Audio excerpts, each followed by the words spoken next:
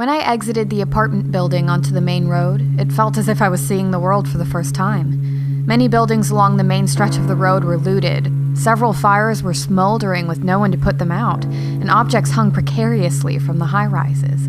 As I followed this path, I heard my feet crunch on broken glass, and I became suddenly aware of how quiet it was. Every sound on the empty street was amplified by the cityscape. Even so, it didn't feel abandoned. From every side, I felt eyes watching me, wondering who I was and why I was outside.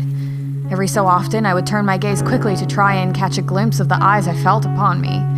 But I would only see the snapping of shades in a high window as my spectators hid themselves. I couldn't say I blamed them. I did not feel comfortable, but as long as there was light and no one was on the road, I felt relatively safe. I hadn't been walking long when I came across one of the very few non-military citizens brave enough to set foot outside. He was an average-looking man in his mid-30s, but something was definitely off about him. The man stood precariously in the middle of the road, facing me and staring straight ahead. But he wasn't looking at me. I wasn't sure what exactly he was looking at, if he was looking at anything at all. There was a department store directly to his right, still playing its everyday music from speakers secured under a small overhang. The man swayed to the music like a tree. It was eerie, like a carnival that continued to run at night when no one was around.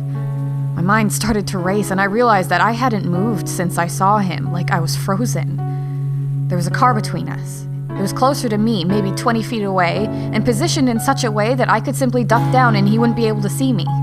I decided it was best to hide for a moment and crouched behind the vehicle. But as I was doing so, I swore I saw his head turn and his eyes look right at me. I waited for a moment, with my instincts screaming out at me, telling me to run.